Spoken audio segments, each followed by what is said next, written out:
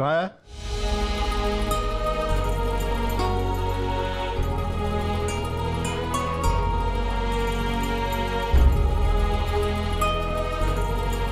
ঘুমিয়েছে? হ্যাঁ বাবা, ঘুমোচ্ছেন।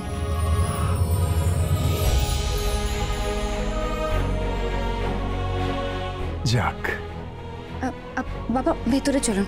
না না না, এখানে নয়, তুমি আমার স্টাডিতে একবার এসো তো। রোহিণীরা বাড়িতে নেই, ওরা পুজো দিতে বাইরে গেছে। আমি তোমার সঙ্গে কিছু জরুরি কথা বলতে চাই, এসো।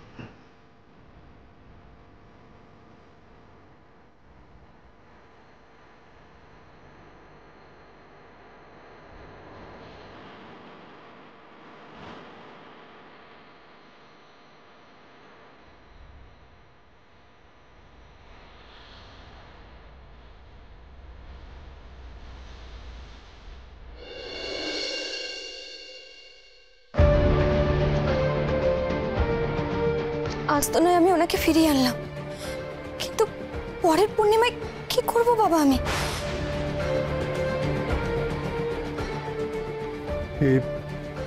এ তুমি কি বলছো রায়া? আদিবাসীরা শহরে এসেছিল সিদকে নিয়ে যেতে?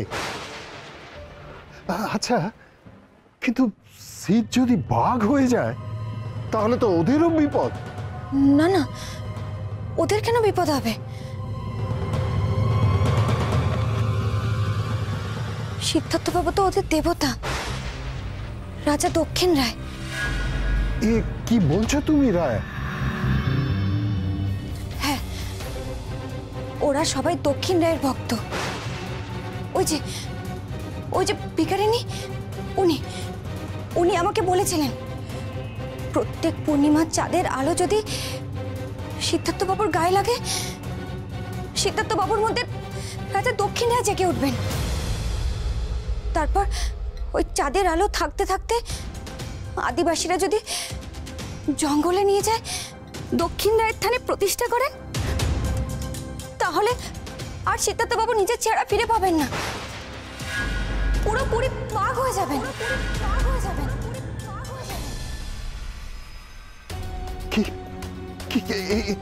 এসব কি বলছো তুমি? তাই প্রত্যেক পূর্ণিমায় চাঁদের আলো থেকে ওনাকে আগলে রাখতে হবে। কিন্তু 1 মাস পরে পরেই তো পূর্ণিমা আসে, প্রত্যেক পূর্ণিমার চাঁদের আলো থেকে ওনাকে বাঁচাবো কি করে? কিছু বুঝতে পারছি না বাবা। আমি তো কাল প্রায় হাড়ে মেনে ফেলেছিলাম, কেবল মা বনু বিবির কৃপায় ওনাকে ফিরিয়ে আনতে পেরেছিলাম। না না না না, আমি মানতে পারছি না। এমনটা হওয়া কি করে সম্ভব রায়া? যুক্তি দিয়ে মানলে হয়তো সম্ভব না, কিন্তু বাবা এমন তো অনেক কিছু আছে যেগুলো আমাদের কাছে অজানা। আচ্ছা রায়া, আমাকে একটা কথা বলো তো, তুমি সিদকে কখনো বাঘ হয়ে যেতে দেখেছো? না, পুরোপুরি বাঘ রূপ আমি দেখিনি। তাহলে তুমি এত শিওর হচ্ছ কি করে? বাবা মনে করে দেখুন, উনি যখন বাড়ি থেকে বেরিয়েছিলেন উনি কি পোশাক পরেছিলেন?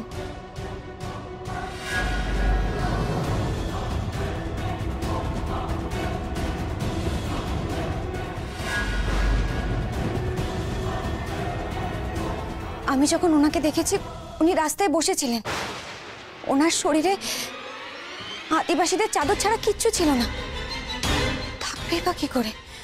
অত বড় বাঘের শরীর, হয়তো জামা ছিঁড়ে গেছিল। শিগগির চলো। কি ওরা ফিরেছে? হ্যাঁ, সে তো ফিরে গেছে, কিন্তু আমি একটা অন্য খবর দিতে এসেছি।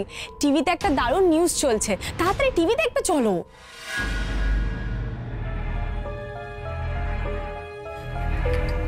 কিসের নিউজ? কলকাতার রাস্তায় বাঘ। থ্রিলিং না ব্যাপারটা?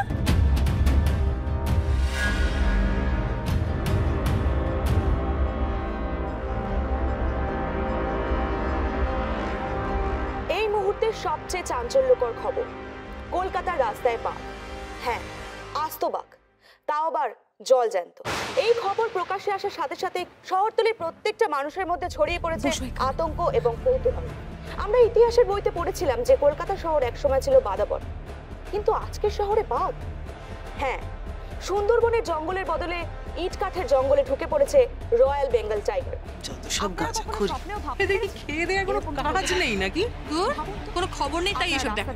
চুপ করো না একটু, শুনতে দাও। কি করবেন তখন? এই ভয়ে জড়সড় হয়ে রয়েছেন গোটা কলকাতার মানুষজন। কাল রাত্রে এমন ঘটনাই ঘটেছে আমাদের শহরে। আমরা সরাসরি প্রত্যক্ষদর্শীদের মুখ থেকে জেনে নেব তারা ঠিক কি দেখেছেন। আমি দীপঙ্কর নাগ। আমরা তখন ফিরছিলাম একসাথে, ডিনারে গেছিলাম। ফেরার সময় হঠাৎই দেখি রাস্তায় একটা বাঘ। হ্যাঁ, আমরা প্রথমে ভেবেছিলাম বহুরূপী, তারপর যখন আস্তে আস্তে আমাদের দিকে এগোলো এবং হুঙ্কার দিল, বুকের ভেতরটা তো থরথর করে কাঁপতে লাগলো। আমাদের পেছনে তারাও করছিল। আজকালকার ছেলেমেয়েরা সব নেশা করে থাকে, কি দেখতে কি দেখে। রাস্তার সিসিটিভি ফুটেজে দেখা গেছে কলকাতার নতুন অতিথিকে।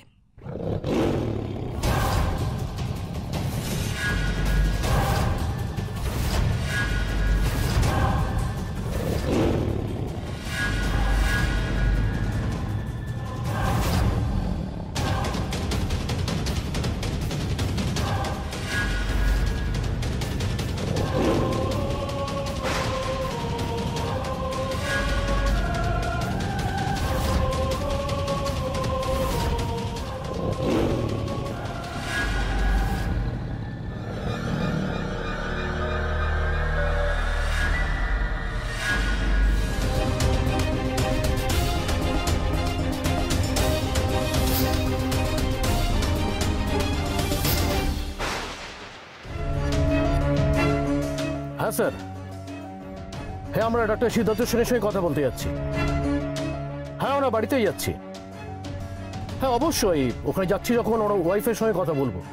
উনিও স্পটে এসেছিলেন। আসলে দু একটা খটকা আছে, তাই ওনার সঙ্গে কথা না বলে ব্যাপারটা ক্লিয়ার হবে না। না, ডাক্তার সেন কিছু বলতে পারেননি, কেননা ওনার বোধহয় কিছু মনে পড়ছিল না। Right sir, very strange case. তবে আপনি ভাববেন না স্যার, কেসটা যত জটিল হোক বা স্ট্রেঞ্জ হোক, আমি এর সত্যটা বের করেই ছাড়ব। Yes sir. হ্যাঁ, আমি ওর বাড়ি থেকে বেরিয়ে আপনাকে কল করছি।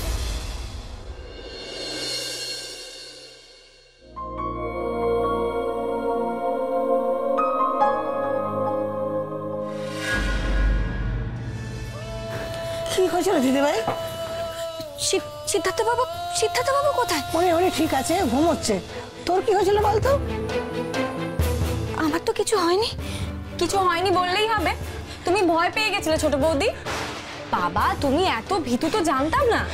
টিভিতে বাঘের ফুটেজ দেখে তুমি অজ্ঞান হয়ে গেলে।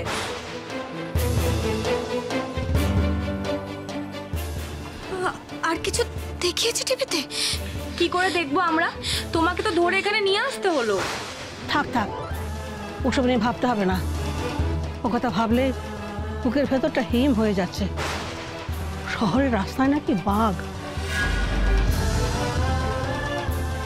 তোরা দুজন তো বাইরে ছিলি কালকে, যদি যদি কিছু হয়ে যেত।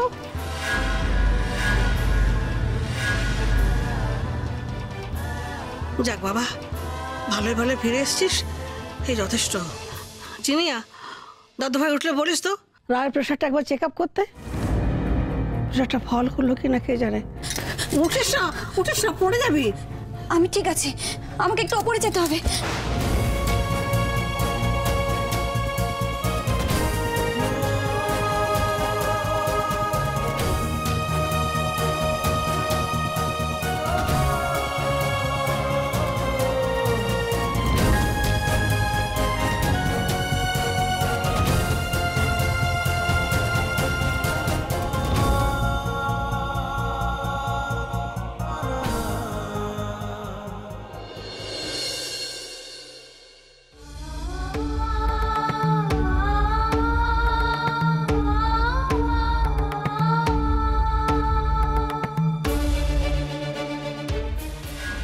সিসিটিভি ফুটেজে দেখা গেছে কলকাতার নতুন অতিথিকে।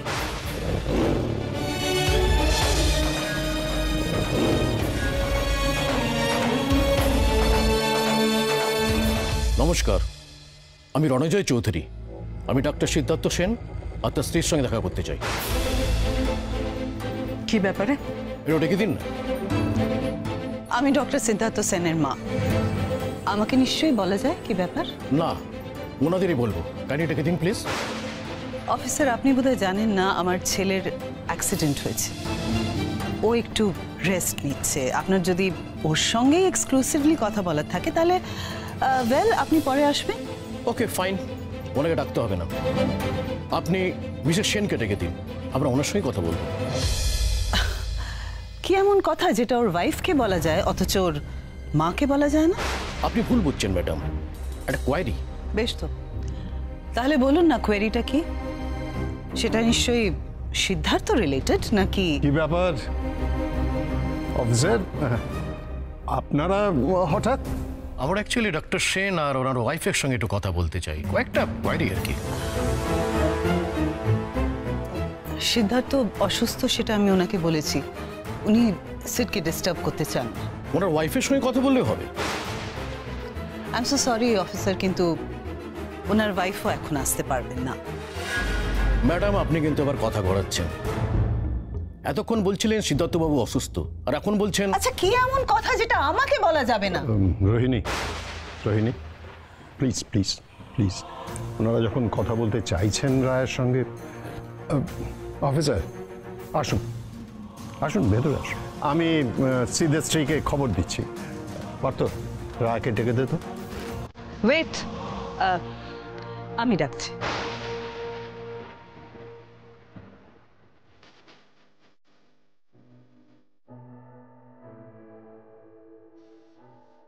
ঘুমুন, শান্তিতে ঘুমুন। এইভাবেই যেন আপনি সারা জীবন শান্তিতে ঘুমোতে পারেন। আপনি যে জালে জড়িয়ে পড়েছেন, সেই জাল থেকে আপনাকে যতদিন না বার করতে পারছি, এইভাবে আপনার পাশে থেকে আপনাকে পাহারা দেব। আপনার জীবনে কি ঘটে গেছে আপনাকে জানতেও দেব না, অন্য কেউ নয়। কিন্তু কাউকে বলতে পারলে খুব ভালো হতো, জানেন তো, কিন্তু কাকে বলবো? সকলে সত্যিটা জানলে যে আপনার থেকে অন্য ভাবে তাকাবে, আপনাকে নিয়ে অন্য কিছু ভাববে, সেটা আমার সহ্য হবে না। তাতে যে আপনার কষ্ট হবে।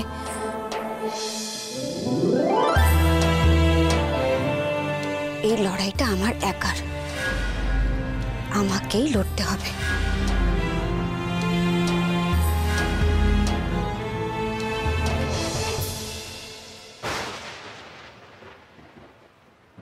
তুমি এই ঘরে কি করছো?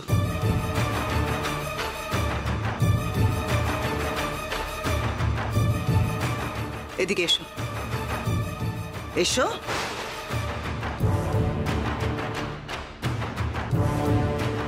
মা, আমি একটু এসেছিলাম উনি কেমন আছেন দেখতে, আর ঠিক করে ঘুমোচ্ছেন কিনা।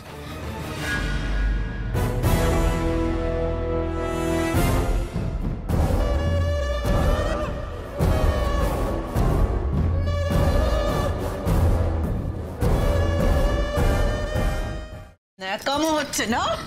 একে তো আমার ছেলের এই অবস্থা করে তুমি তাকে বাড়ি ফিরিয়ে আনলে, আর এখন আমার ছেলেটা ঘুমোচ্ছে, তুমি তার পাশে বসে। বাড়িতে পুলিশ কেন এসেছে রায়া? কেন পুলিশ? শোনো, একদম আমার সামনে দাঁড়িয়ে এক ফোঁটা নাটক তুমি করবে না। পুলিশ এসছে আর তোমার জন্য এসছে, কারণ ওরা তোমার খোঁজ করছিল। ওনারা কি বললো মা? How disgusting! আজকে তোমার জন্য এই বাড়িতে পুলিশ ঢুকেছে। ওরা বলল তোমাকে ছাড়া ওরা কেন এসছে সেটা কাউকে বলবে না, সেই জন্য তোমাকে এখানে ডাকতে এসছে। ঠিক আছে মা, আমি একবার ওনাদের সাথে কি কথা বলে। দাঁড়াও, ছাড়ুন মা, আমাকে ওনাদের সাথে কথা বলতে হবে। কথা বলতে তুমি জানো নাকি রায়া? তুমি কথা বলতে জানো? আর সত্যি যদি কথা বলতে জানো তাহলে যাওয়ার আগে আমার একটা প্রশ্নের উত্তর দিয়ে যাও, যে প্রশ্ন আমি তোমাকে অনেকবার করেছি কিন্তু তুমি এখন অবধি আমাকে উত্তর দাওনি। তোমরা কাল রাতে কোথায় গেছিলে?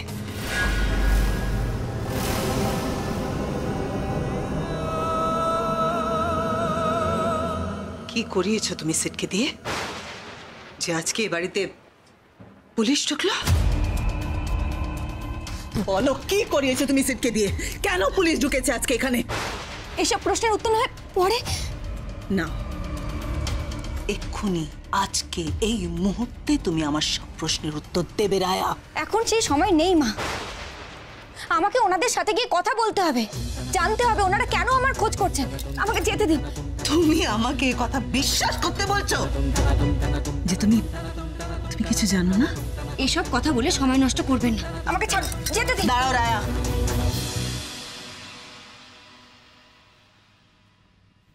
একটা কথা মনে রেখো, সিটকে যেন কোনো ঝামেলার মধ্যে না জড়াতে হয়, নাহলে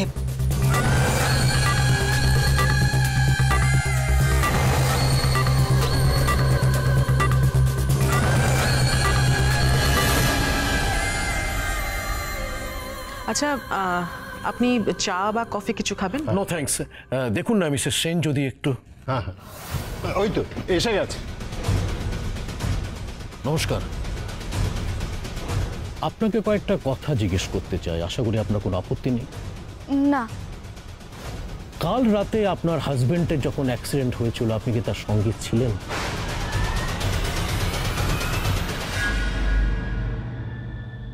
না। আমাদের ট্রাফিক রিপোর্ট অনুযায়ী অ্যাক্সিডেন্টের জায়গায় আপনার হাজবেন্ড ছিলেন সম্পূর্ণ অক্ষত, কিন্তু ওনাকে যখন কিছু জিজ্ঞেস করা হয়, যেমন উনি এখানে এলেন কিভাবে, উনি কিছু বলতে পারেননি, কিছু রিকল করতে পারছিলেন না উনি, এটা কি ঠিক? হ্যাঁ স্যার, এটাই ঠিক। ওকে, আচ্ছা বাড়ি ফিরে কি ওনার কিছু মনে পড়েছিল? মানে উনি কিছু বলেছিলেন বা আপনি কিছু জিজ্ঞেস করেছিলেন? অফিসার সিট এই ব্যাপারে কিছু জানেন। Is not well. সিট? সিদ্ধার্থ? ও দেখুন, উনি কি জানেন কি না জানেন সেটা আমি জানতে চাইছি না, আমি শুধু জানতে চেয়েছি উনি কিছু বলেছেন কি বলেননি। অফিসার, আমিও এক্স্যাক্টলি এটাই বলতে চাইছিলাম, ও অসুস্থ, কিছু বলেনি। আমি তো আপনাকে কোনো প্রশ্ন করিনি, আপনি তো স্পটে ছিলেন না, উনি স্পটে ছিলেন তো ওনাকে জিজ্ঞেস করেছি আমি। না, উনি এখনো কিছু মনে করতে পারেননি। ওয়েল, ওনার যদি কিছু মনে পড়ে, উনি যদি কিছু বলতে পারেন আমাদের জানাবেন, আমাদের জানাটা খুব জরুরি। একটা অ্যাক্সিডেন্ট হয়েছে আর গাড়িটাও তো ধরা পড়েছে। গাড়িটার কোনো দোষ নেই, আসলে অ্যাক্সিডেন্টটা যে কারণে হয়েছে সেটা খুবই অবিশ্বাস্য। ওখানকার সিসিটিভি ফুটেজ অনুযায়ী যেটা আমরা দেখেছি সেটা রিয়েলি স্ট্রেঞ্জ। অ্যাক্সিডেন্টটা হয়েছে একটা বাঘের কারণে।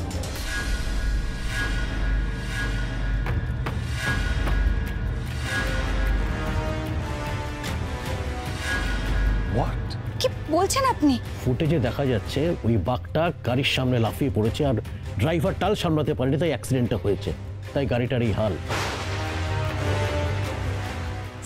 সিট ওখানে ছিল? ওই বাঘটা যখন ওখানে সিট? না, আর সেটা একটা স্ট্রেঞ্জ ব্যাপার। অ্যাক্সিডেন্টের সময় ফুটেজে সিদ্ধার্থ বাবুকে কোথাও দেখা যাচ্ছে না।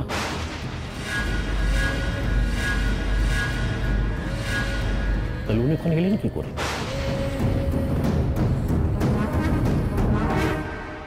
দাঁড়ান, আপনার দেখাচ্ছি আমি ফুটেজটা।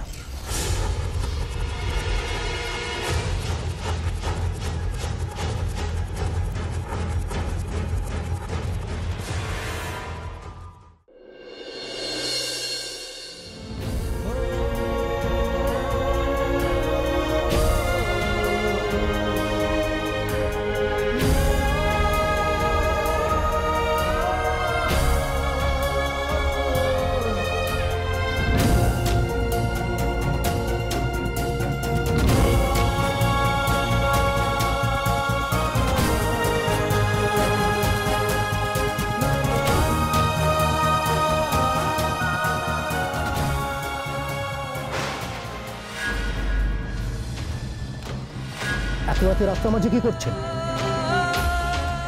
কি হয়েছে? আপনি এভাবে এখানে কেন? আমি কিন্তু কিচ্ছু মনে করতে।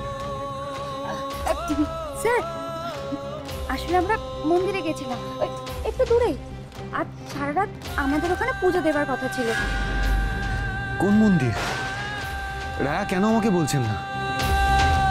রায়া, রায়া, রায়া কোথায় গেলেন আপনি?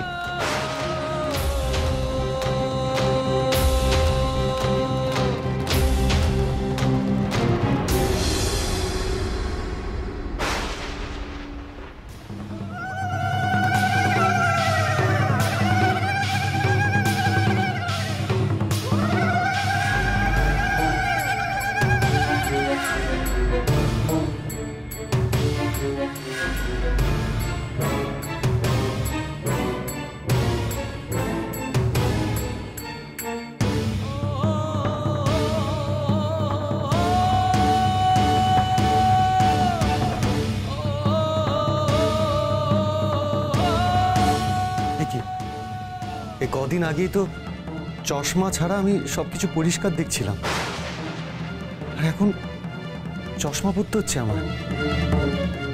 কি অদ্ভুত ব্যাপার, পাওয়ারটা কি ফিরে এলো?